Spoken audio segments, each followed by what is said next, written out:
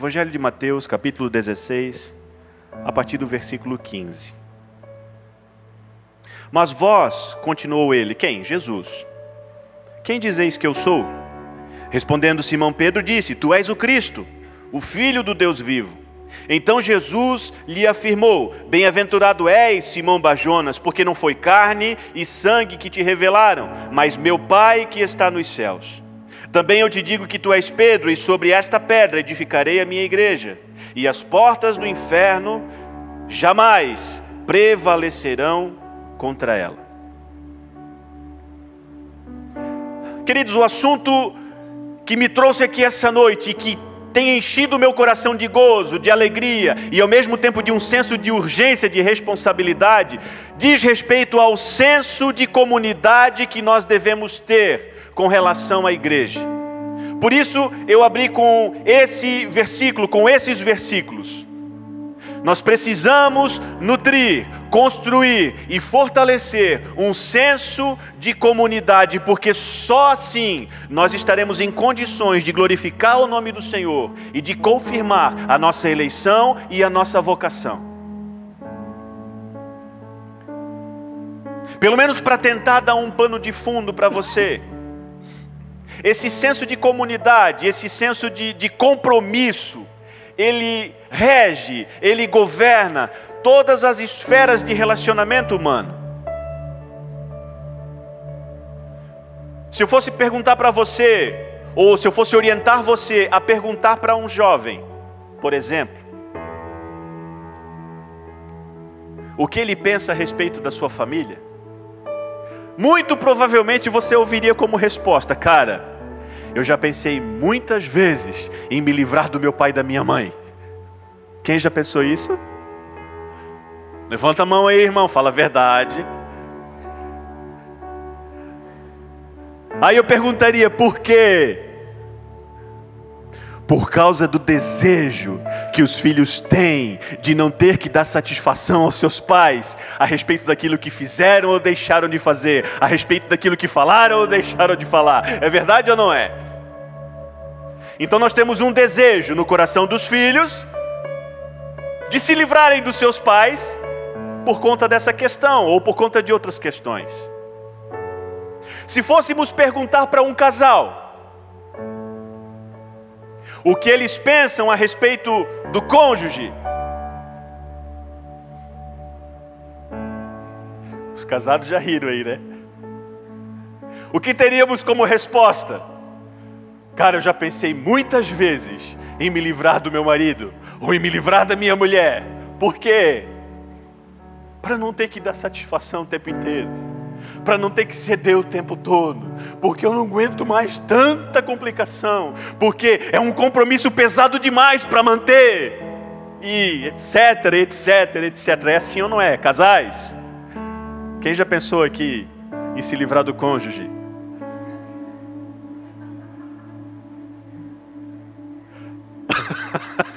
É engraçado, né? Se não fosse trágico, seria cômico. Mas a verdade é que assim como os filhos nutrem sentimentos e pensamentos a respeito de se livrarem dos seus pais, também é muito comum entre os casais nutrirem o sentimento, o desejo de se livrarem dos seus cônjuges. Por quê? Para que se torne possível, para que se torne viável, dar vazão aos desejos mais ocultos que nós guardamos nos nossos corações. Desejos de liberdade, desejo de dar livre curso àquilo que eu quero fazer, sem ter que dar satisfação, sem ter que pensar num compromisso e sem ter que... É muita coisa. E se você perguntar para pessoas a respeito da igreja, qual é o sentimento ou quais são os pensamentos que passam pela sua cabeça a respeito dela, a resposta não seria diferente. Quantos de nós já pensamos ou já nutrimos sentimentos no que diz respeito à igreja, no que diz respeito a queremos nos livrar dela, porque ela representa um empecilho nas nossas vidas, uma trava na roda. Quem já pensou assim? Vamos ser sinceros. É comum, irmãos. Por que eu dei esses 3 exemplos? porque tratam a respeito de 3 instituições divinas: casamento, família e igreja.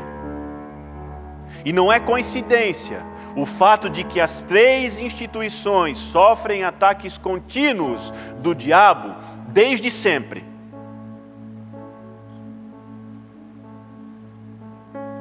Até um certo tempo atrás nós vimos com muita frequência ataques na família, entre relacionamento pais e filhos. Não que isso tenha acabado, pelo contrário.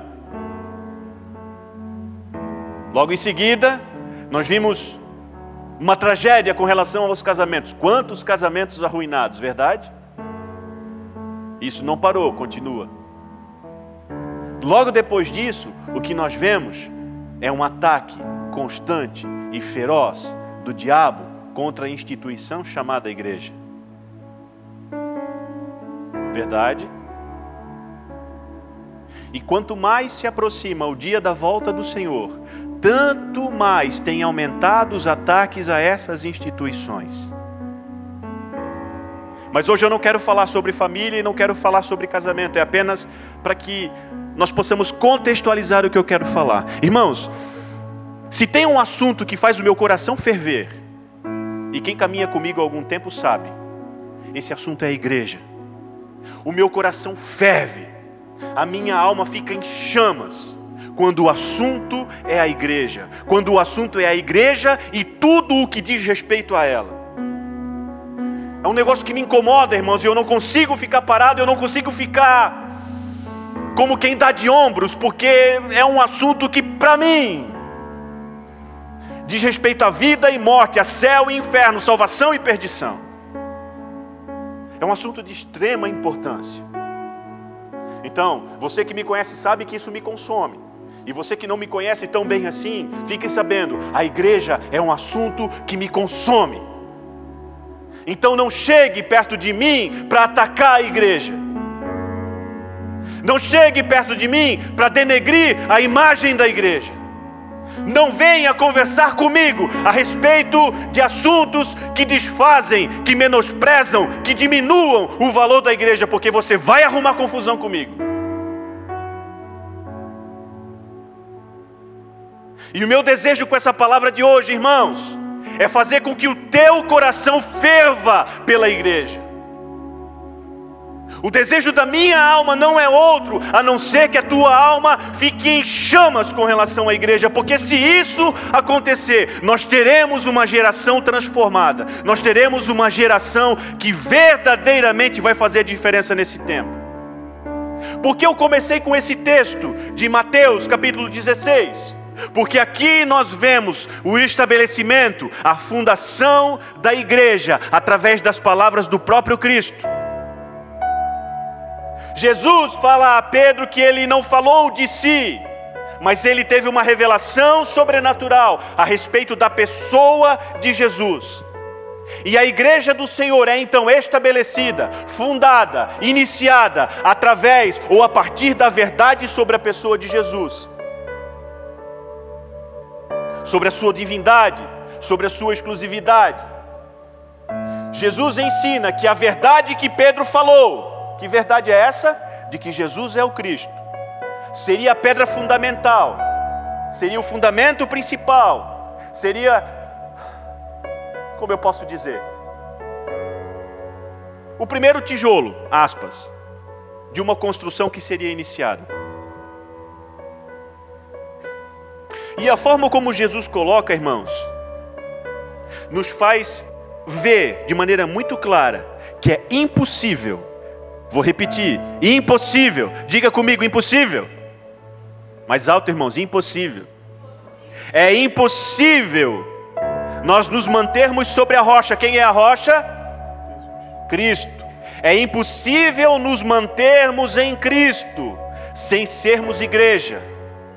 Porque é na igreja o lugar onde eu sou ensinado, onde eu sou corrigido, onde eu sou aconselhado, onde eu sou advertido e aonde eu sou confirmado na fé. É a partir da igreja, é através da igreja.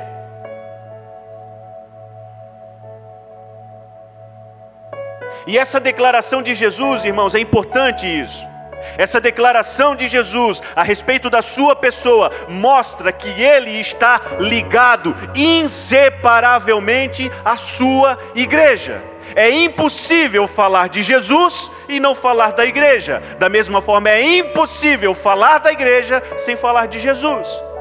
Exemplo, quem sabe qual é a propriedade química da água? Irmãos, aula de primário, por favor.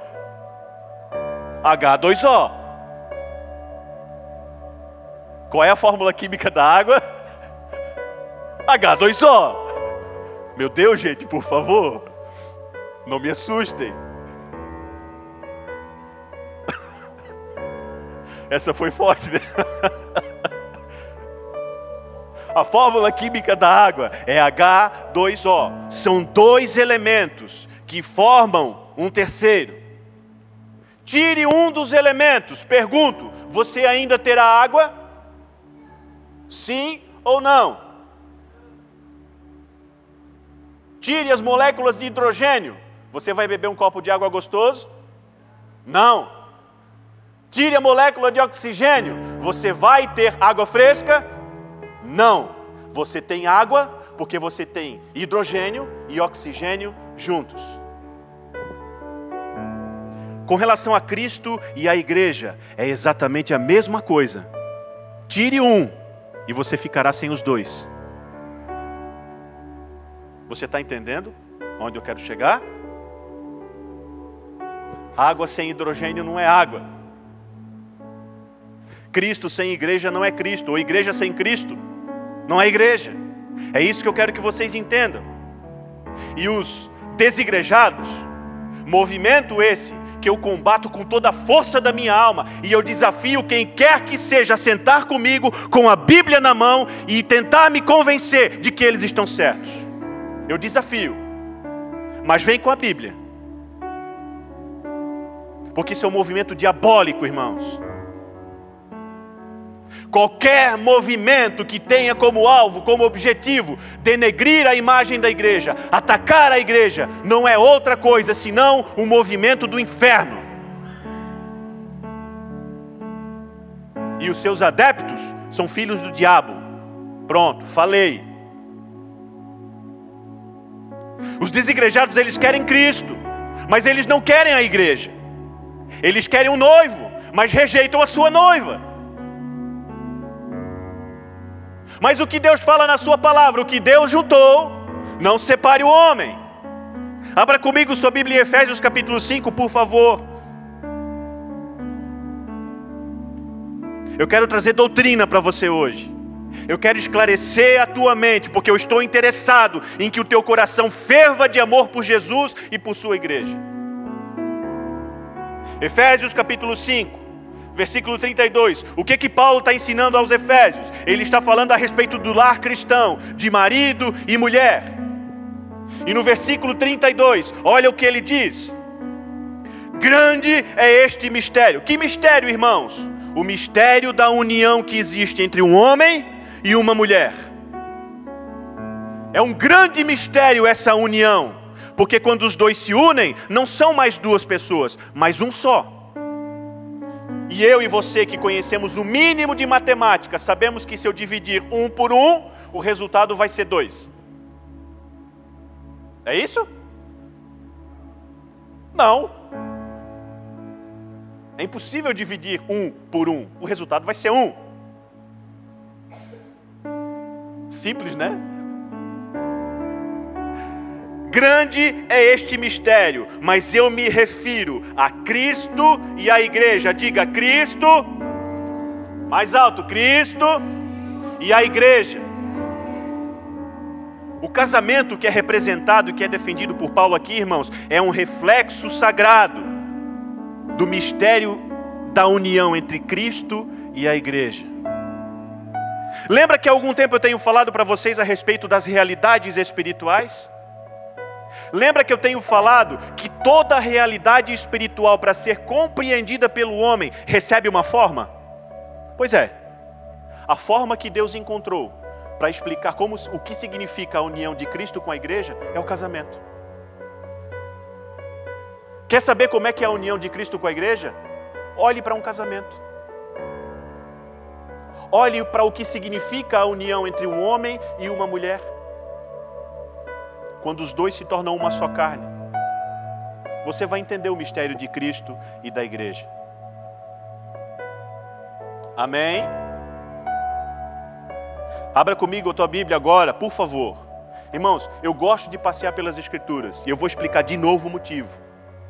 Uma pregação expositiva, ela me impede de errar, ou pelo menos me ajuda a errar menos. Se eu pego um versículo isolado para contar um conto da carochinha para você, eu vou deixar a tua mente confusa. E muito provavelmente você vai sair com a tua fé prejudicada. Mas quando nós abrimos a Escritura e estudamos o texto sagrado, não tem erro, irmãos. Por isso eu tenho falado para vocês, ama a palavra de Deus, ama a tua Bíblia, traz a tua Bíblia para o culto, traz um caderno, traz uma caneta para anotar. Irmãos, isso não é carolice não, isso é sabedoria, isso é inteligência. Lembra que eu falei há pouco? Existe uma forma inteligente de servir ao Senhor. E a maneira inteligente de servir ao Senhor é conhecendo a sua palavra. Amém? 1 Timóteo, por favor. Capítulo 3, versículo 14. Claro que eu não vou passar todas as referências que eu tenho marcado aqui, são muitas. Nós iremos até 2, 3 horas da manhã. Então se você quiser anotar, depois eu passo o esboço para você, tá bom? Tem muita coisa aqui boa para o teu crescimento. Está aqui, está à disposição de todo mundo. Capítulo 3 de 1 Timóteo. A partir do versículo 14.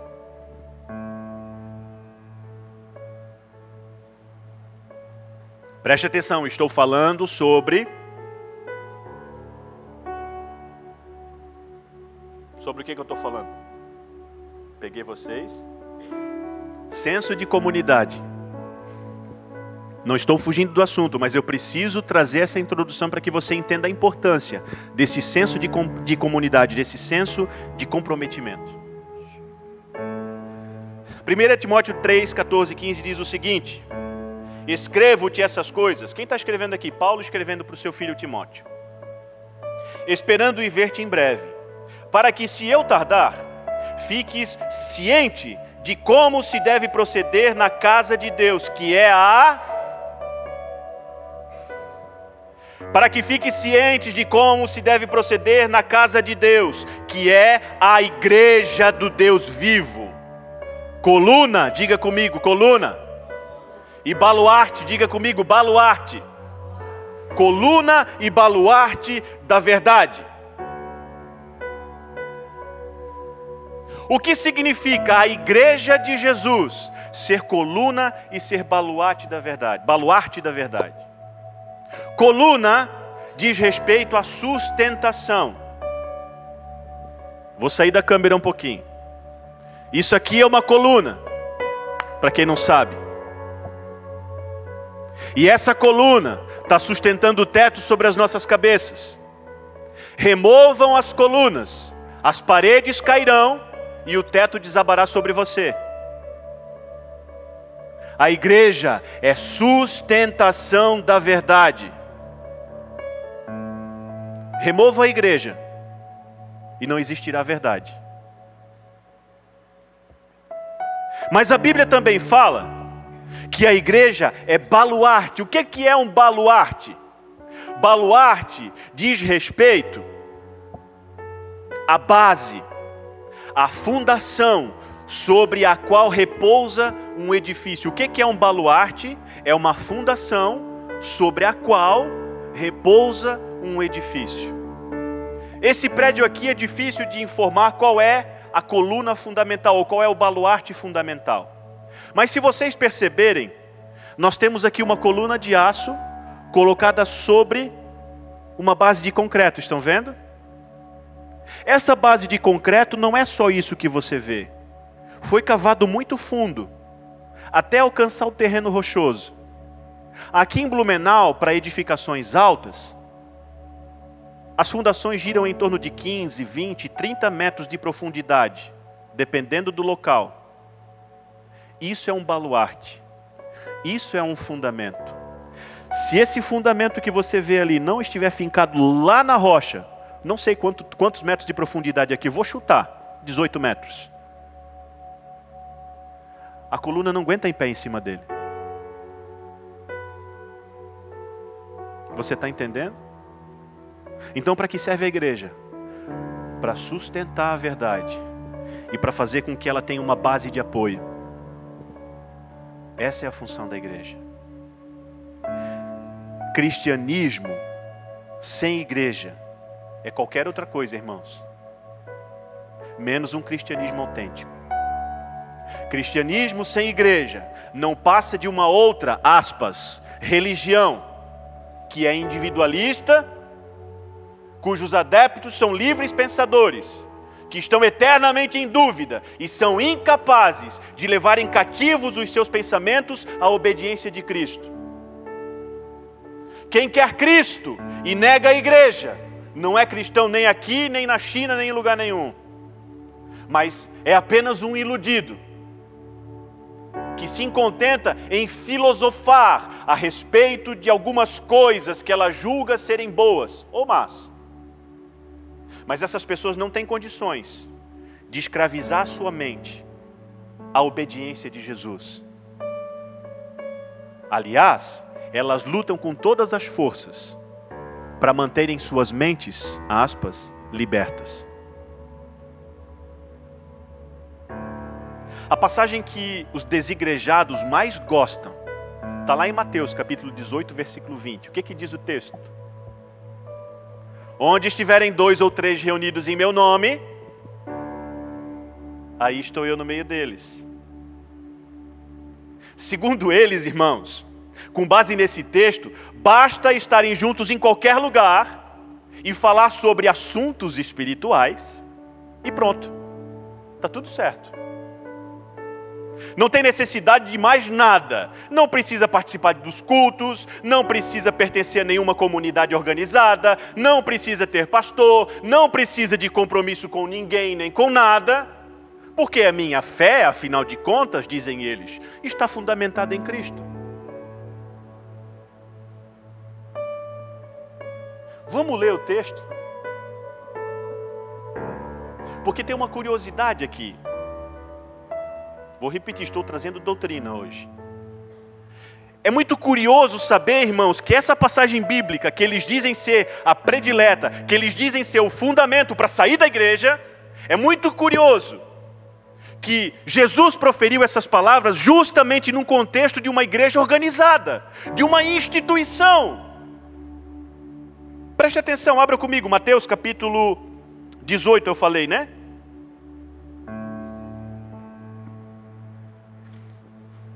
Eu estou falando assim, mas eu estou muito feliz, tá? Por que eu estou feliz? Porque Jesus me tirou desse engano. Porque Ele está me permitindo, através do conhecimento da Sua palavra, fundamentar a minha vida na verdade.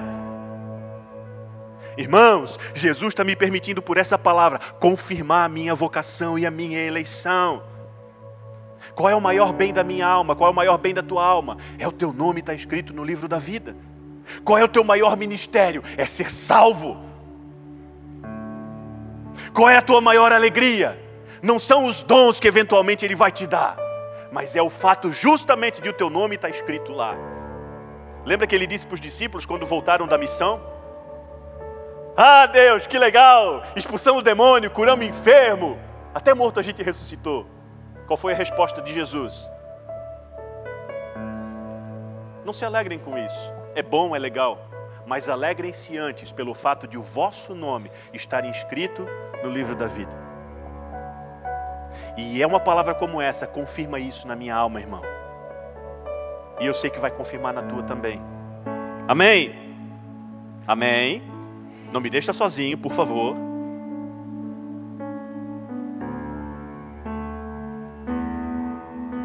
Vamos ler a partir do versículo 15, tá? Mateus 18, 15. Se o teu irmão pecar contra ti, vai arguí-lo entre ti e ele só. Se ele te ouvir, ganhasse o teu irmão.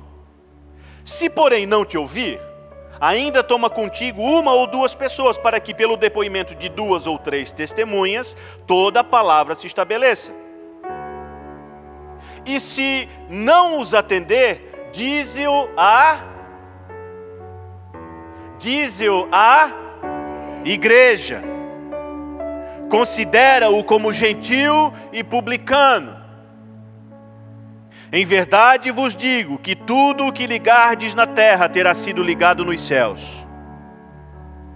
Em verdade também vos digo que se 2 dentre vós sobre a terra concordarem a respeito de qualquer coisa que porventura pedirem, ser-lhe-á concedida por meu Pai que está nos céus. Porque onde estiverem 2 ou 3 reunidos em meu nome, ali estou eu no meio deles.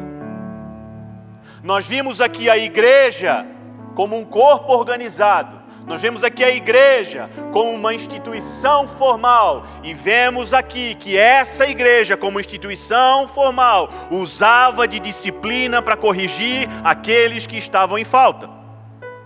Aí, se eu olho para esse contexto, esses 2 ou 3 que Jesus menciona, são os 2 ou 3 que vão tentar ganhar o irmão que está em falta, para reconduzir essa pessoa à comunhão da igreja.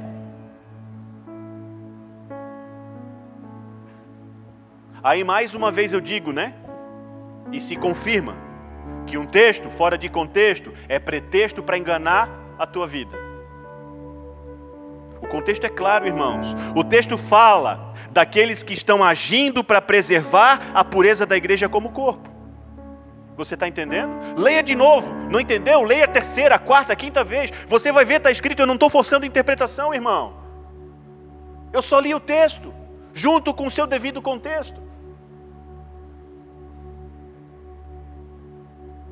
Vou repetir, esse texto ele fala daqueles que estão agindo para preservar a pureza da igreja como corpo. Não fala de 2 ou 3 que se separam dos outros e resolvem fazer a sua igrejinha informal ou seguir carreira solo. Porque é fácil, irmãos, eu tomar 2 ou 3 com quem eu tenho muita afinidade e fazer uma, aspas, igrejinha com eles, onde eu só comento coisa que é do agrado de todos nós. Não é assim que o Evangelho me ensina. A igreja não é formada por tijolinhos, ou seja, todos iguaizinhos, encaixados em série, um após outro, um em cima do outro, até formar uma parede. Não, a Bíblia diz que a igreja é formada por pedras que vivem. Quem já viu um muro feito de pedra aqui? Você percebeu que as pedras são todas diferentes? Algumas até parecidas, mas nunca iguais umas às outras. Como é que o pedreiro tem que fazer para encaixar aquelas pedras tudo? É um quebra-cabeça, irmãos. Então a igreja não é constituída por iguais. A igreja é constituída por diferentes. Mas o que os desigrejados fazem? Pegam um grupinho que tem um assunto afim e se reúnem para falar de coisas espirituais. Irmãos, no lugar de ensinarem a santa doutrina da palavra de Deus, negam preceitos fundamentais do Evangelho. Pregam uma pseudo-liberdade cristã, mas não levam em consideração que essa liberdade cristã é regida e limitada pelo amor ao próximo. Olha o que Paulo disse: comer carne não é pecado. Mas se tem um irmãozinho que congrega comigo, acha pecado, acha errado, se escandaliza pelo fato de eu comer carne, eu nunca mais boto carne na minha boca. Porque o amor limita a minha liberdade. E nesses grupos, você não vê a manifestação do amor. E eles levantam a voz para dizerem: falta amor na igreja. Mentirosos. Se reúnem para encher a cara. Se reúnem para falar mal dos outros. Se reúnem para dizer que a igreja não vale nada. Se reúnem para dizer que aqueles que não concordam que se danem. Eu sou livre em Cristo. Onde é que está o amor? Aí eu pergunto. Isso não é a igreja de Jesus.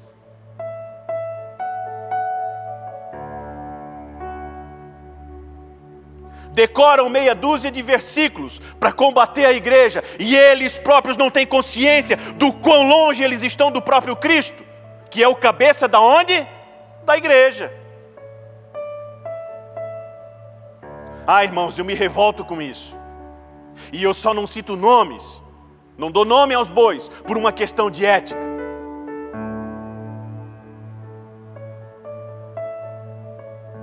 Mas chegou a hora de nós, como igreja do Senhor, nos levantarmos como de fato somos e defender a igreja de Cristo. É nossa responsabilidade. Chegou a hora de nos levantarmos e proclamarmos todo o desígnio de Deus. E vou dizer, tem coisa que não agrada a minha natureza, como não agrada a tua. Eu vou arrancar a página fora? Não. Não foi para isso que Cristo nos chamou? Meu Deus.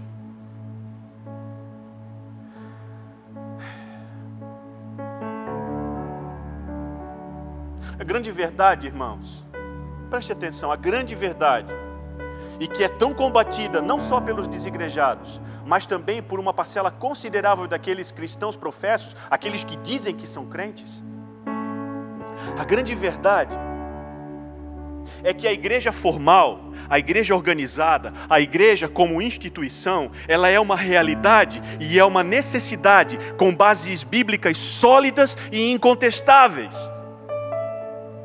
Folha a tua Bíblia no Novo Testamento, e você vai descobrir inúmeras passagens que confirmam a igreja formal, que confirmam a igreja como instituição, que confirmam a igreja como a boa vontade do Senhor para fazer conhecidos os mistérios do céu.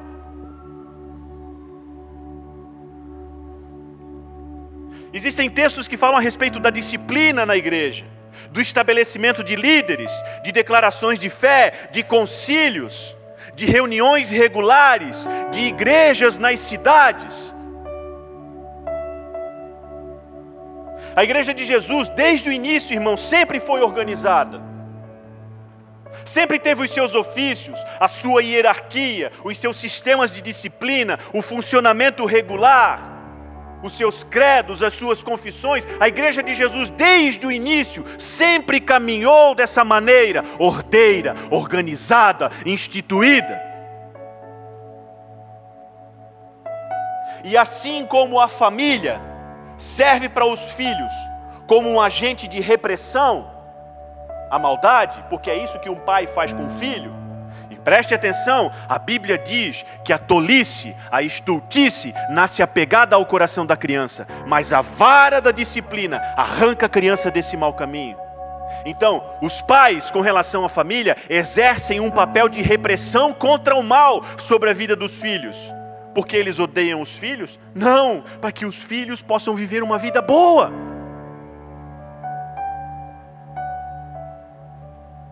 O mesmo acontece com o casamento, irmãos. Casamento, antes de qualquer outra coisa, significa para o homem disposição para o alto sacrifício. Efésios fala isso. Maridos, amem suas esposas como Cristo amou a igreja. E o que Cristo fez pela igreja? A si mesmo se entregou por ela numa cruz. Nós, como maridos, como homens que somos, precisamos nos dispor diariamente a um alto sacrifício para que as nossas esposas sejam abençoadas. As esposas, de igual forma, precisam abrir mão da sua liberdade, precisam abrir mão muitas vezes daquilo que elas querem, daquilo que elas desejam, daquilo que elas gostam, para se submeterem alegremente ao seu marido, porque o seu marido é o cabeça da esposa. E essa verdade se repete com relação à igreja. Para que serve a igreja?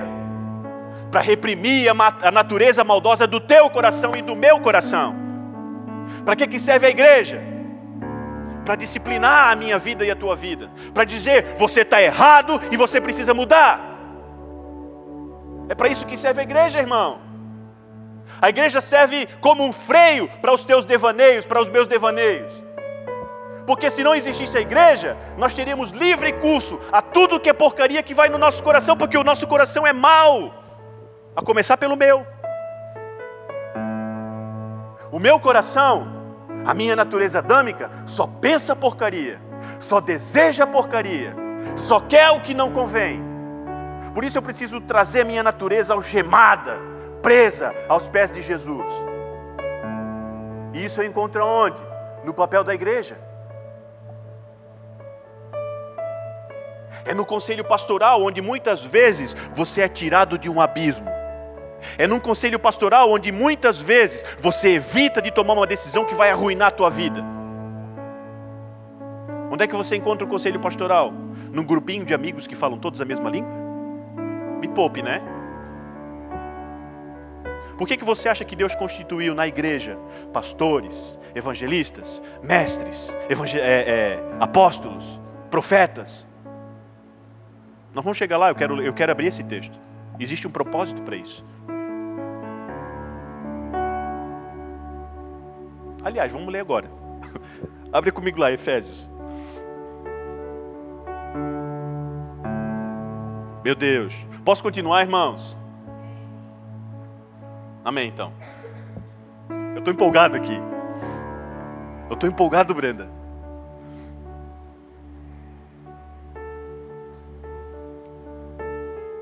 Eu estou empolgado, Nadine. Estou com vontade de pular aqui. Glória a Deus. Efésios capítulo 4.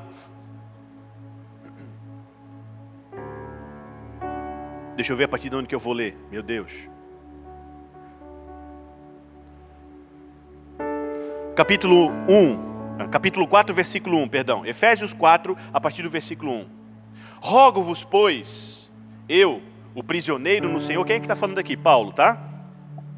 Que andeis de modo digno da vossa vocação, ou da vocação a que fostes chamados, com toda a humildade e mansidão, com longanimidade, suportando-vos uns aos outros em amor, esforçando-vos diligentemente por preservar a unidade do Espírito no vínculo da paz. Versículo 4.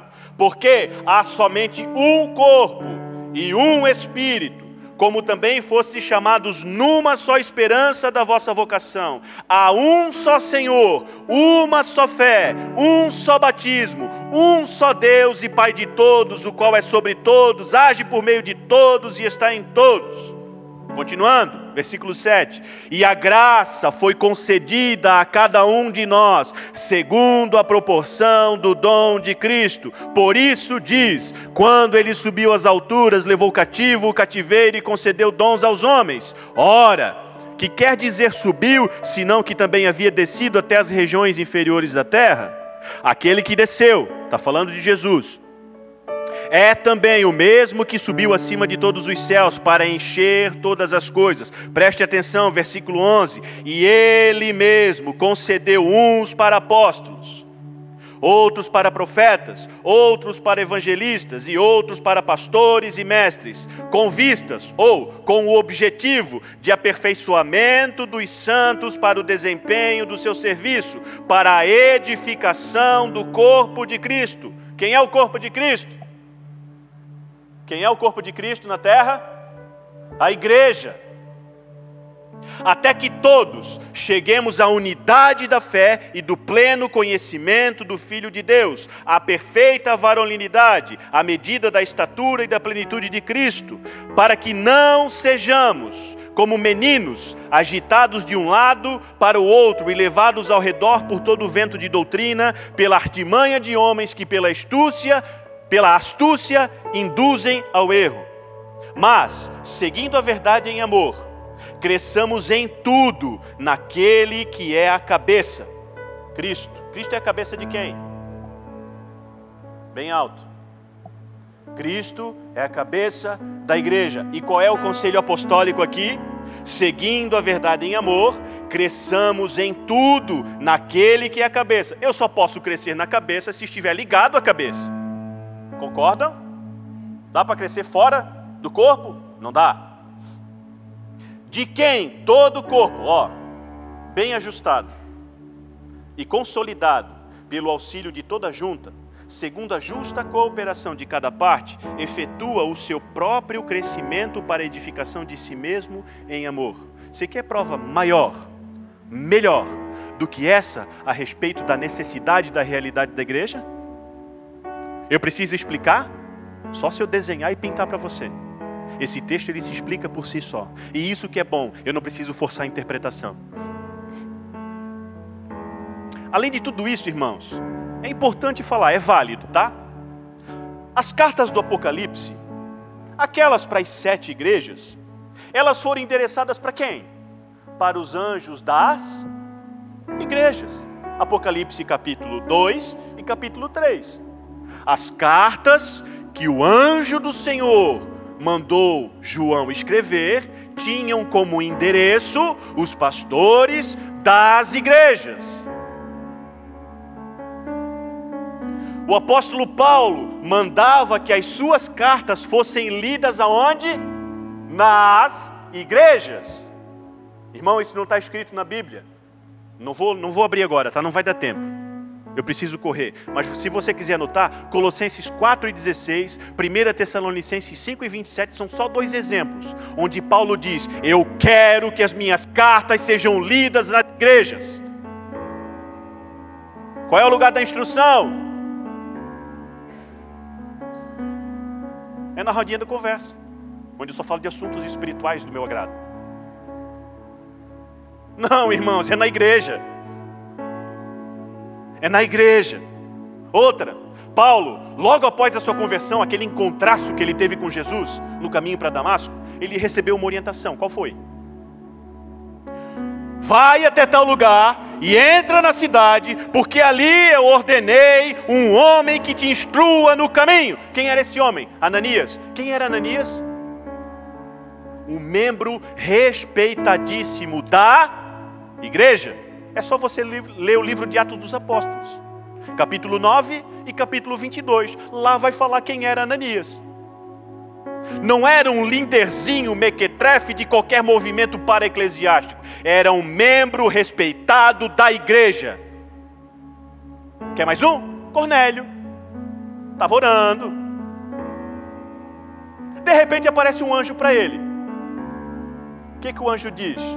Ô Cornélio, eu te chamei para que você estabeleça um novo movimento, porque a minha igreja está meio mais para lá do que para cá, então você vai ser o precursor de um negócio muito doido. Foi isso que ele falou? Não. Manda chamar Pedro, porque ele vai te instruir acerca do caminho. Quem era Pedro? Líder da igreja. Trabalhava onde? Na cidade de Jerusalém. O anjo podia ter falado para Cornélio diretamente? Podia. Mas houve uma ordenança na pessoa de Cristo, de que a igreja seria a responsável pela manifestação dos mistérios do Evangelho. Efésios capítulo 3, versículo 10. Agora, pela igreja, os mistérios do Evangelho se fazem conhecidos de todo principado e potestade. Antes era oculto, mas agora pela igreja se torna conhecido.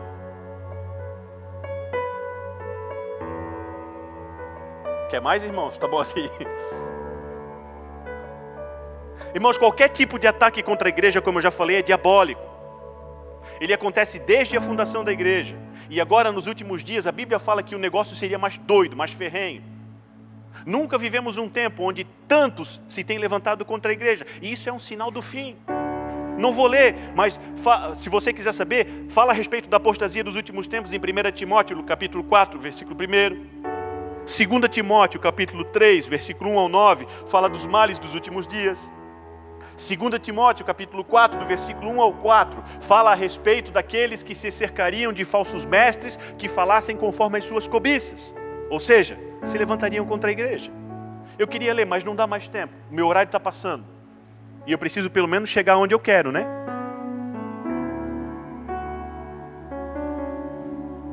Vamos continuar então?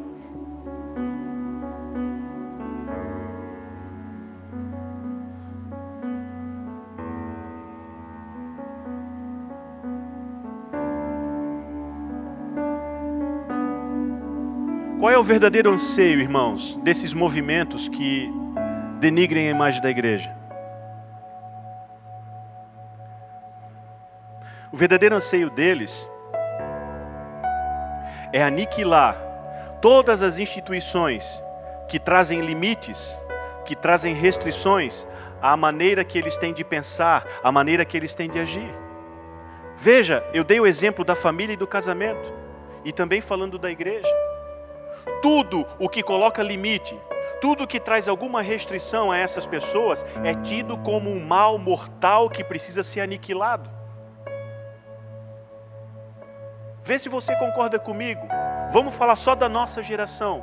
Olha quantos filhos carentes de exemplos paternos. Olha quantos filhos não têm uma referência do que seja um pai e uma mãe. Poderíamos dizer, isso é porque é culpa do pai e da mãe que não tomaram o seu papel? Sim, tem casos que sim, mas tem muitos casos onde os filhos dão vazão ao desejo de se verem livres dos pais. Eu quero ter a minha liberdade, eu não aguento mais ter que falar para ti onde eu vou, o que eu faço, com quem fui, com quem não fui. Então, boa parte dos males entre os jovens principalmente, diz respeito a essa alforria que eles buscaram para si dos seus pais. Outra, por que vemos tantos casamentos superficiais? Irmãos, para vergonha eu digo, tem casamentos dentro da igreja que não duram mais do que 6 meses. Para vergonha eu afirmo. Recentemente eu celebrei, junto com o pastor Evaldo, a união de um casal. Isso foi no finalzinho do ano passado. Durou 3 meses o casamento, irmãos. 4. Já se separaram. O rapaz já está com outra mulher. A mulher está seguindo o rumo dela. Que vergonha. Por quê? Não aceitaram submeter as suas vidas a um princípio limitador, a um princípio que venha restringir as vontades, os desejos. É com pesar, é com tristeza que eu falo, irmãos. E com a igreja não é diferente. Por certo, você conhece alguém que caminhou com você na igreja durante um período e hoje não consegue ouvir falar de igreja. Eu tenho certeza que você conhece alguém assim. Pessoas que até pouco tempo atrás eram apaixonadas por Jesus e por sua igreja, e hoje não conseguem botar o pé dentro de uma igreja, seja ela qual for, e quando colocam com desdém. Você conhece. Por quê? Porque elas estão ávidas por darem vazão aos seus desejos, e na igreja elas não conseguem fazer, porque vai ter sempre alguém restringindo, vai ter sempre alguém dizendo, isso não pode, filha, aquilo ali é errado, filho, não vai por ali, vem por aqui. Vai ter sempre alguém dizendo para ele, olha, você está faltando muito, não pode. Isso não é pegar no pé, irmãos, isso é zelo pastoral. Porque se você abrir a sua Bíblia em Hebreus capítulo 10, versículo 24 e 25 diz, não deixemos a congregação dos santos como é costume de alguns. Pelo contrário, quanto mais se aproximar a volta de Jesus, mais vocês devem frequentar a igreja. Está lá, Hebreus 10, 24 e 25. Por quê? Porque ali é o ambiente onde você é estimulado ao amor. Ali é o ambiente onde você é estimulado às boas obras. Não é em outro lugar.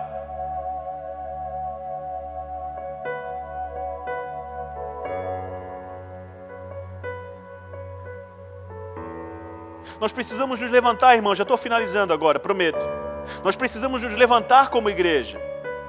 Nós precisamos combater no nome do Senhor Jesus esses levantes do inferno, porque eles têm feito muitas vítimas entre o povo de Deus. Cara, olha quantas pessoas queridas para você perdeu para o inferno. Olha ao teu redor.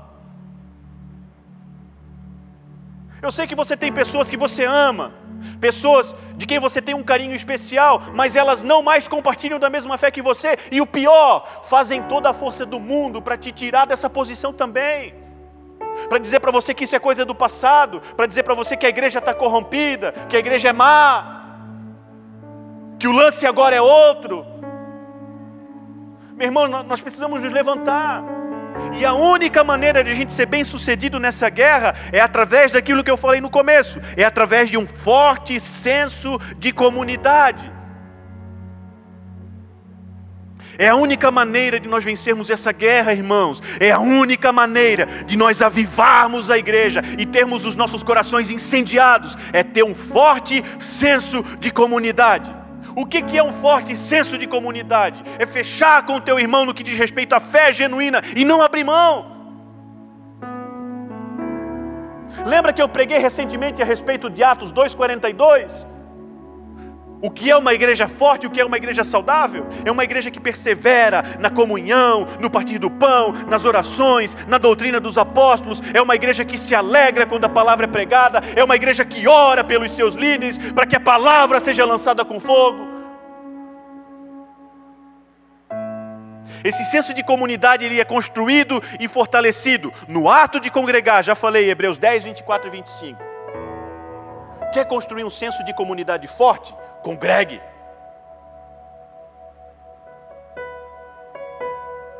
Esse senso de comunidade ele é construído, ele é fortalecido também na unidade da fé.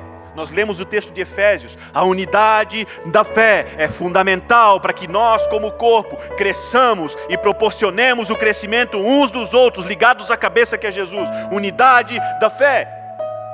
Submissão aos líderes espirituais. Ô irmão, que xaropice. De novo esse assunto. Abra comigo, esse é o último texto. Prometo que é o último texto, tá? Prometo. Hebreus 13, 17. Obedecei aos vossos guias e sede submissos para com eles, pois velam por vossa alma como quem deve prestar contas, para que façam isso com alegria e não gemendo, porque isso não aproveita a vocês.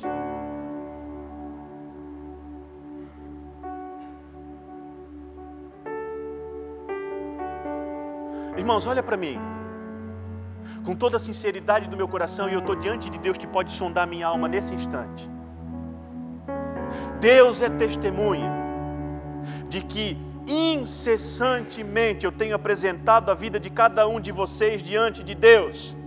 Estou falando isso para me vangloriar? Não, eu quero abrir os teus olhos. Deus me tem feito levar cada um de vocês, nome por nome, necessidade por necessidade, diante dEle em oração.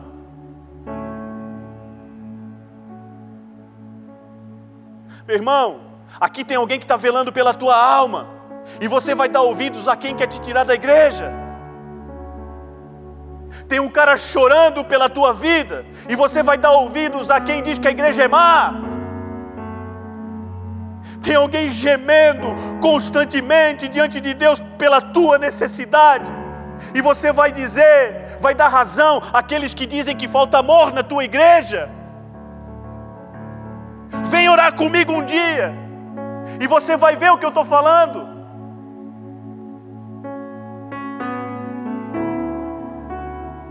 Eu oro por você, Flor, pela senhora também.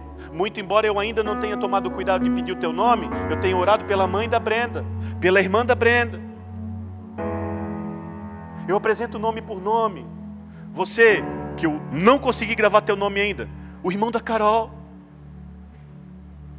Sabia? Já tem oração pela tua vida, cara. E assim por tantos outros que estão aqui e os que não estão. Como é que eu construo e fortaleço um senso de comunidade? Me submetendo com alegria àqueles que cuidam de mim?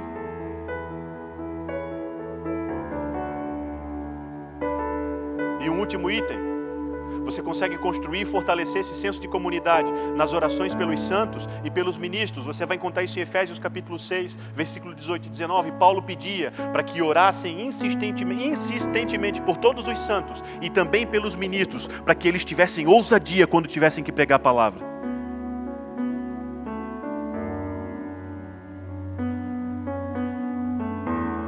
Só assim, irmãos, nós vamos vencer essa guerra.